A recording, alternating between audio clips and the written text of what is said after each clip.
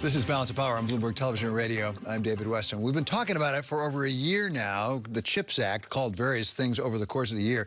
But now we're told that it actually may become law as the Senate's working on it even as we speak. We welcome one of those people who's been working really hard on this piece of legislation. He's Republican Senator Todd Young of Indiana, a member of the Finance, Commerce, and Foreign Relations Committees. So, Senator, thanks for being with us. Where are we? Where are you right now up there on Capitol Hill? Are you getting it done?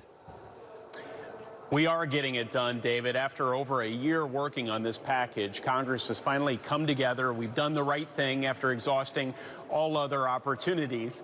And we're passing what people are calling the CHIPS Plus bill. It, of course, includes investment in domestic capacity to produce those computer chips, which go into everything with an on-off switch, everything from an automobile to top-end missile systems.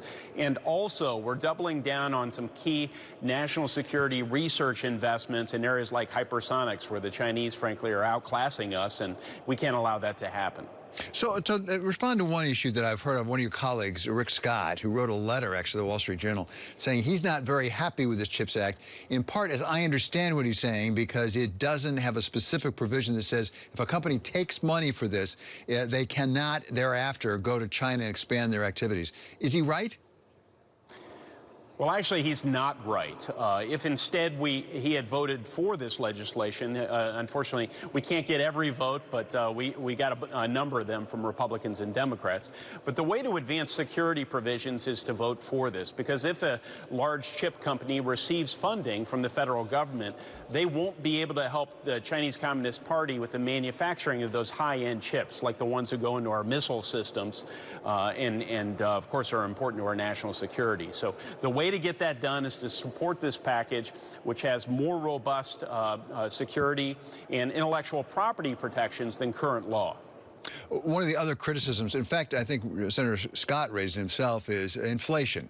That why are we going to spend another $52 billion, plus some others, but $52 billion right now, given inflation? What would this bill mean for inflation, if anything?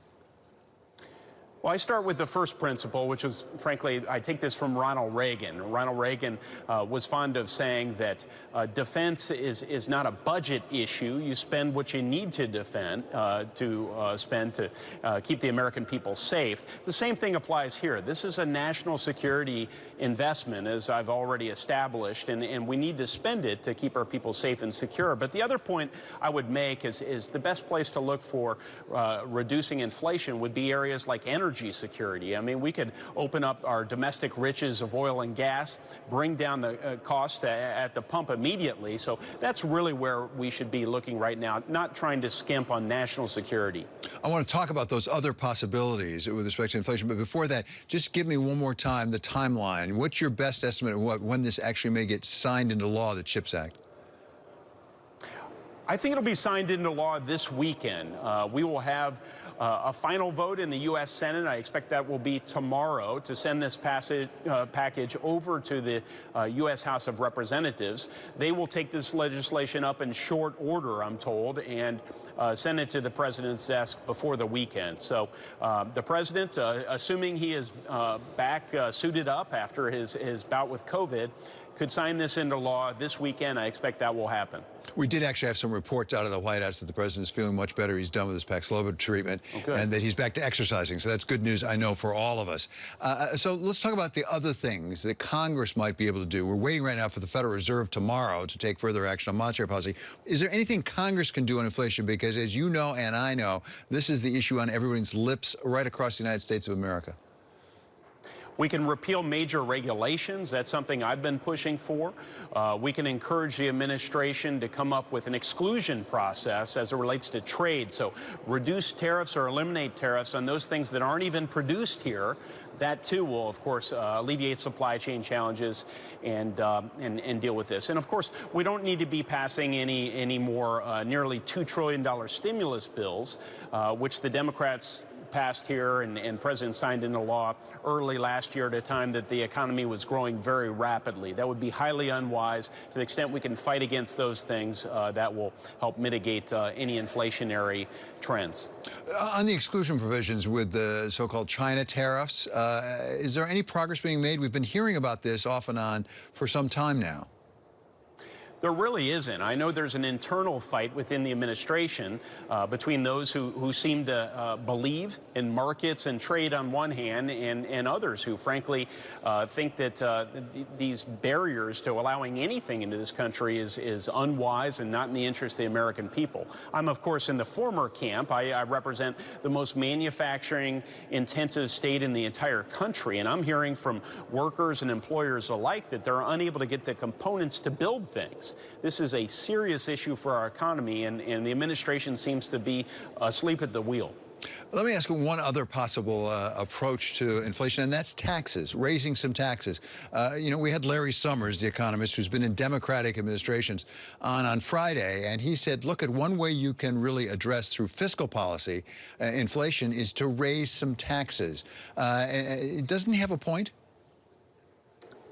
No, I tend to agree with Larry Summers. I know he's a highly credentialed and well-respected in many circles economist, but the American people aren't begging to have their taxes increased right now. In fact, inflation is a form of taxation.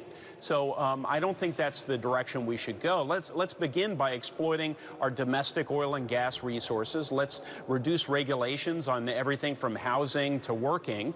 And let's see how much cost that brings out of our goods and services before we start thinking about jacking up taxes on the American people. Before we had the energy crisis that we have, in part, let's be honest, because of the war that Russia is conducting in Ukraine, there was a lot of talk about really a change in energy, going over to renewables, getting away from fossil fuels. For the sake of climate, is there a way to do both? That is to say, to free up some of the production in the short term, but in the long term, make that transition? Well, there is. I actually think that Republicans and Democrats alike tend to realize that climate is a real issue, but we shouldn't be pushed into a Green New Deal and transition immediately. This is going to take time to gradually transition into that economy. We need an all-of-the-above strategy where we use oil and gas and, of course, maintain some incentives for other things. The incentives I'm most enamored of are research and development into next-generation energy technologies. The U.S. can lead the way if we're smart about this, and that's frankly the only way that I think is realistic to address carbon and the extent it's warming our atmosphere. So maybe my colleagues, Republican and Democrat alike, can resolve at once to bring down the price of oil and gas, which will help rank-and-file consumers, while investing in these next-gen technologies that can make in places like Indiana. Fascinating. Thank you so much. Really appreciate it. That's Republican Senator Todd Young of Indiana.